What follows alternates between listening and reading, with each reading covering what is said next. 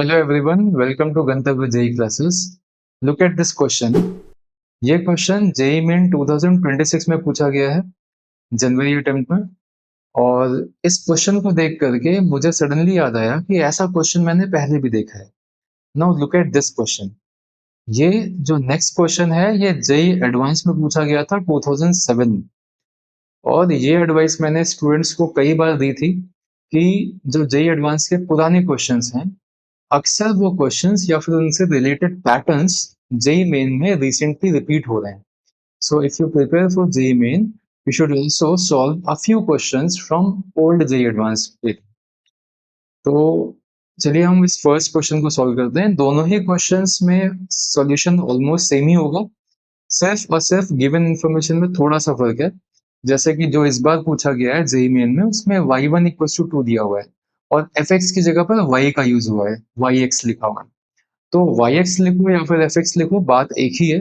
y is nothing but fx। यहाँ पर f1 की वैल्यू 1 भी गिवन थी ओल्ड जे एडवांस क्वेश्चन में, और जो अभी पूछा गया उसमें f1 की वैल्यू 2 दी हुई है। और ये जो फाइनल हमारा आंसर है ये भी राइट हैंड साइड पे 3 आ रहा है इस पूरे लिमिट में, और जो पहले पूछा गया था उसमें 1 आ रहा है। तो आप देख सकते हैं केवल और केवल डेटा को थोड़ा सा चेंज करके सेम वही क्वेश्चन वापस से पूछा गया है। So let us start solving the question which was asked recently in JEE Main 2026. इस क्वेश्चन को सॉल्व करने के लिए सबसे पहली चीज हमें पूछा गया है कि find the value of 2y2। अब 2y2 का मतलब है आपको फंक्शन की वैल्यू बतानी है जब इनपुट 2 है। इसका मतलब है अगर आपको किसी तरह से फंक्शन मिल जाए तो आप उस फंक्शन की वैल्यू x इक्वल टू 2 पर बता दोगे।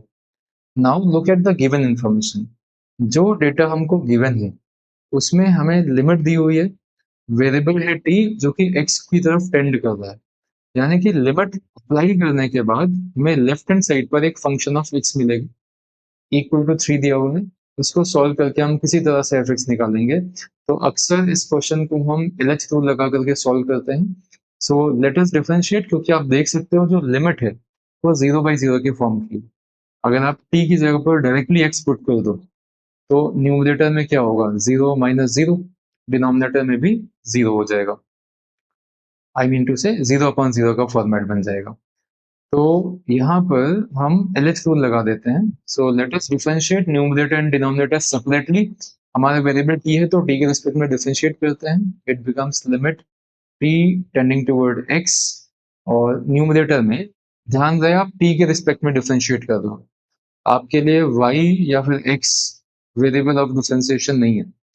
तो t square will become 2t, yx remains yx, minus x square behaves like a constant term, yt का differentiation हो जाएगा y dash t, y is a function of t here, and whole upon x का 0 हो गया और t का 1 हो गया. So this entire thing is equal to 3.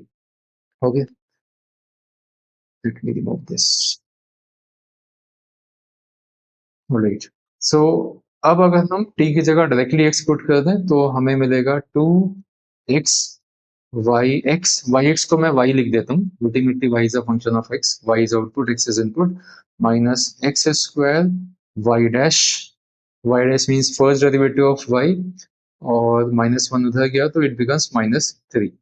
Let us rewrite the equation. So x square y dash can be written as dy by dx, so that हमें एक differential equation जैसा फील आएगा, -2xy equal to 3.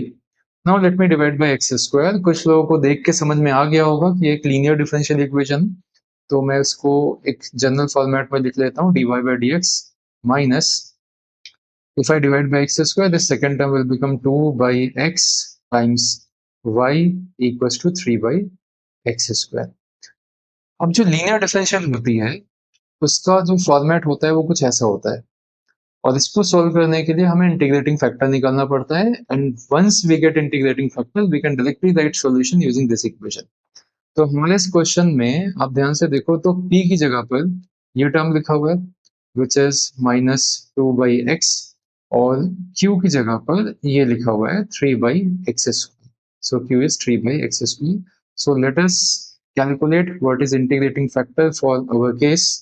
तो यहाँ से हमें मिलता है integrating factor equals to e raised to the power integration p d x, तो पी हो गया -2 अपॉन एक्स डी एक्स, तो integration will become e to the power -2. It will become ln x. By default x is positive, so I'm not writing modulus here. And आपको पता है कि ये -2x की पावर में जाएगा, log और बेस e कैंसिल हो जाएगा log एंटी लॉग प्रॉपर्टी से, and I will get 1 by x square. तो ये हो गया हमारा integrating factor. Now let us write the solution of the equation. So we will write solution using this formula. तो ये हो गया y times integrating factor is 1 by x square equals to whole integration q already हमको दिया हुआ है 3 by x square और integrating factor है 1 बाई एक्स स्क्वायर, इनका multiplication integration plus constant of integration. Now once we integrate we get y upon x square equals to, ये तो x की पावर -4 का इंटीग्रेशन है, so 3 as it is, x की power -4 का integration हो जाएगा x to the power -4 plus 1 upon -4 plus 1 plus constant of integration c.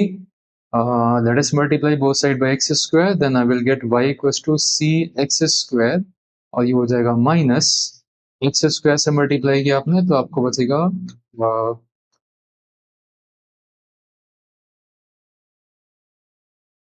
आपको मिलेगा यहाँ पर these two terms get cancelled, so it will become 1 by x.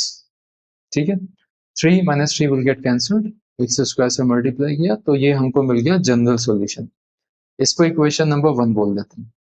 अब जो गिवन इंफॉर्मेशन है y1 इक्वल्स टू 2, यानी कि जब इनपुट हम 1 दे रहे हैं उस समय पर आउटपुट 2 है, इसको रख करके हम c की वैल्यू निकालते हैं. तो आप अगर y की जगह 2 रखते हो और x की जगह पर 1 रखते हो तो ये हो गया c का value 3. And if I put value of c in this equation number 1, my solution will become y equals to 3x square minus 1 by x. तो ये हमारा फंक्शन आ गया fx या फिर yx. Finally, they are asking the value of 2y2. So 2y2 essentially becomes 2 times y2. तो 3 into 4 which is 12. मैं इसमें x की जगह पर 2 पुट कर रहा हूँ, putting x equals to 2 to get y2. So it will become 12 minus 1 by 2. I multiply by 2 within the bracket, it will become 24 minus 1, which is 23, which is the required answer to this question. So we just discussed this question to show you that if you practice few JEE advanced questions, पुराने JEE advanced question की अगर आप practice करते हो तो आपके recent JEE main में help कर सकते हैं. So if you like this video, then please don't forget to like, share and subscribe the channel. Thank you so much.